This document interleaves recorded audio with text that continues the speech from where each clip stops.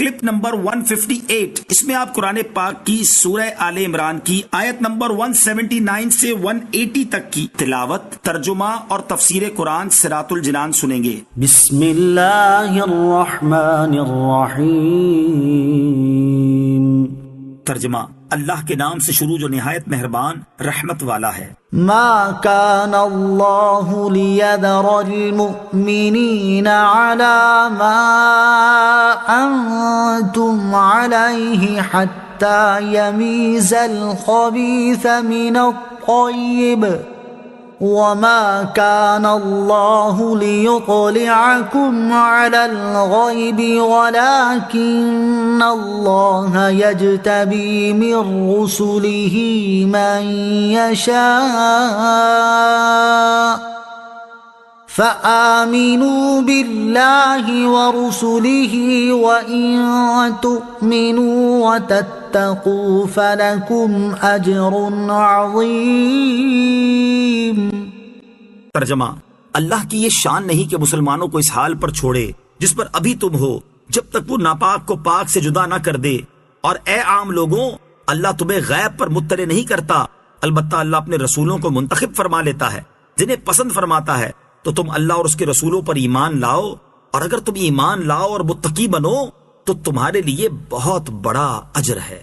ما كان الله ليذر المؤمنين على ما انتم عليه، اللہ کی یہ شان نہیں کہ مسلمانوں کو اس حال پر چھوڑے جس پر ابھی تم ہو۔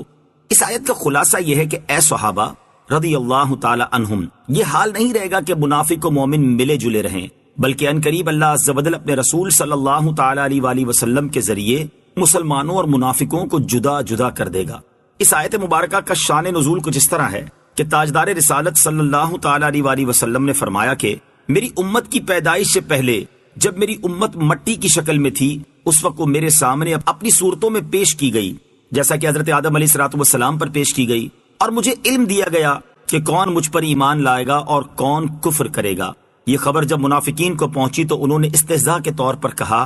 کہ محمد مصطفیٰ صلی اللہ تعالی علیہ وآلہ وسلم کا گمان ہے کہ وہ یہ جانتے ہیں کہ جو لوگ ابھی پیدا بھی نہیں ہوئے ان میں سے کون ان پر ایمان لائے گا اور کون کفر کرے گا، جبکہ ہم ان کے ساتھ رہتے ہیں اور وہ ہمیں پہچانتے نہیں۔ اس پر حضور سید المرسلین صلی اللہ تعالی علیہ وآلہ وسلم منبر پر کھڑے ہوئے اور اللہ تعالیٰ کی حمد و ثنا کے بعد فرمایا، ان لوگوں کا کیا حال ہے جو میرے علم میں طعن یعنی اعتراض کرتے ہیں۔ آج سے قیامت تک جو کچھ ہونے والا ہے اس میں سے کوئی چیز ایسی نہیں ہے جس کا تم مجھ سے سوال کرو اور میں تمہیں اس کی خبر نہ دے دوں۔ حضرت عبداللہ بن حذافہ سہمی رضی اللہ تعالی عنہ نے کھڑے ہو کر کہا، یا رسول اللہ صلی اللہ تعالی علیہ وآلہ وسلم، میرا باپ کون ہے؟ ارشاد فرمایا، حذافہ۔ پھر حضرت عمر رضی اللہ تعالی عنہ نے کھڑے ہو کر عرض کی، یا رسول اللہ صلی اللہ تعالی علیہ وآلہ وسلم، ہم اللہ عز و جل کی ربوبیت پر راضی ہوئے، اسلام کے دین ہونے پر راضی ہوئے، قرآن کے امام و پیشوا ہونے پر راضی ہوئے، آپ صلی اللہ تعالی علیہ وآلہ وسلم کے نبی ہونے پر راضی ہوئے،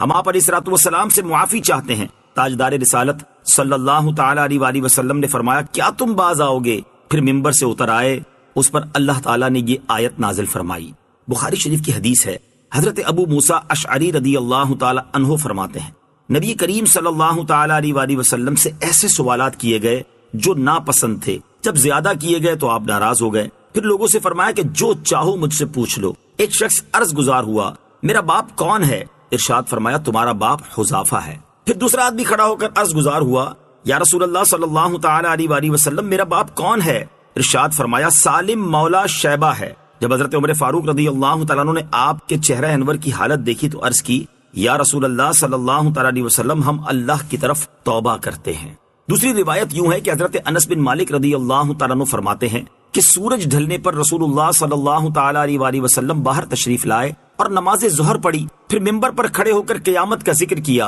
اور بتایا کہ اس میں بڑے بڑے امور ہیں۔ پھر فرمایا، جو کسی چیز کے بارے میں مجھ سے پوچھنا چاہتا ہو تو پوچھ لے، اور تم مجھ سے کسی چیز کے بارے میں نہیں پوچھو گے مگر میں تمہیں اس کی جگہ بتا دوں گا۔ بس لوگ بہت زیادہ روئے اور آپ علیہ الصلوۃ والسلام بار بار فرماتے رہے کہ مجھ سے پوچھ لو۔ حضرت عبداللہ بن حذافہ سہمی رضی اللہ تعالیٰ عنہ کھڑے ہو کر عرض گزار ہوئے، میرا باپ کون ہے؟ ارشاد فرمایا، تمہارا باپ حذافہ ہے۔ پھر آپ علیہ الصلوۃ والسلام بار بار فرماتے رہے کہ مجھ سے پوچھ لو۔ حضرت عمر فاروق رضی اللہ تعالیٰ عنہ گھٹنوں کے بل ہو کر عرض گزار ہوئے، ہم اللہ تعالیٰ کے رب ہونے، اسلام کے دین ہونے اور محمد مصطفیٰ صلی اللہ تعالی علیہ وآلہ وسلم کے نبی ہونے پر راضی ہیں۔ حضور اقدس صلی اللہ تعالی علیہ وسلم خاموش ہو گئے، پھر فرمایا ابھی مجھ پر جنت اور جہنم اس دیوار کے گوشے میں پیش کی گئیں، میں نے ایسی بھلی اور بری چیز نہیں دیکھی۔ ان احادیث سے ثابت ہوا کہ سرکار عالی وقار صلی اللہ تعالی علیہ وآلہ وسلم کو قیامت تک کی تمام چیزوں کا علم عطا فرمایا گیا ہے، اور یہ بھی معلوم ہوا کہ حضور اکرم علیہ الصلوۃ والسلام کے علم غیب میں اعتراض کرنا منافقین کا طریقہ ہے۔ آیت میں فرمایا گیا کہ اے عام لوگوں، اللہ عز و جل تمہیں غیب پر مطلع نہیں کرتا، البتہ اللہ عز و جل اپنے رسولوں کو منتخب فرما لیتا ہے اور ان برگزیدہ رسولوں کو غیب کا علم دیتا ہے، اور سید الانبیاء حبیب خدا صلی اللہ تعالی علیہ وآلہ وسلم رسولوں میں سب سے افضل اور اعلیٰ ہیں، انہیں سب سے بڑھ کر غیب کا علم عطا فرمایا گیا ہے۔ اس آیت سے اور اس کے سوا بکثرت آیات و احادیث سے ثابت ہے کہ اللہ تعالیٰ نے سلطان دو جہاں صلی اللہ تعالی علیہ وآلہ وسلم کو غیب کے علوم عطا فرمائے، اور غیبوں کا علم آپ صلی اللہ تعالی علیہ وآلہ وسلم کا معجزہ ہے۔ آیت کے آخر میں فرمایا کہ اے لوگو، تمہیں غیب کا علم نہیں دیا جاتا، تمہارا کام یہ ہے کہ اللہ عز و جل اور اس کے رسول پر ایمان لاؤ، جس میں یہ بات بھی داخل ہے کہ اس بات کی تصدیق کرو کہ اللہ تعالیٰ نے اپنے برگزیدہ رسولوں کو غیب پر مطلع کیا ہے۔ وَلَا يَحْسَبَنَّ الَّذِينَ يَبْخَلُونَ بِمَا آتَاهُمُ اللَّهُ مِن فَضْلِهِ هُوَ خَيْرًا لَهُمْ بَلْ هُوَ شَرٌّ لَهُمْ سَيُطَوَّقُونَ مَا بَخِلُوا بِهِ يَوْمَ الْقِيَامَةِ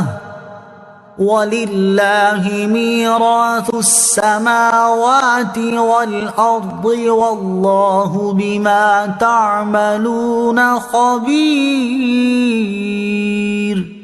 ترجمہ، اور جو لوگ اس چیز میں بخل کرتے ہیں جو اللہ نے انہیں اپنے فضل سے دی ہے، وہ ہرگز اسے اپنے لیے اچھا نہ سمجھیں، بلکہ یہ بخل ان کے لیے برا ہے۔ ان قریب قیامت کے دن ان کے گلوں میں اسی بال کا توق بنا کر ڈالا جائے گا جس میں انہوں نے بخل کیا تھا، اور اللہ ہی آسمانوں اور زمین کا وارث ہے، اور اللہ تمہارے تمام کاموں سے خبردار ہے۔ الذین یبخلون، وہ جو بخل کرتے ہیں۔ اس آیت میں اللہ تعالیٰ کی راہ میں مال خرچ کرنے میں بخل کرنے والوں کے بارے میں شدید وعید بیان کی گئی ہے، اور اکثر مفسرین نے فرمایا کہ یہاں بخل سے زکوٰۃ کا نہ دینا مراد ہے۔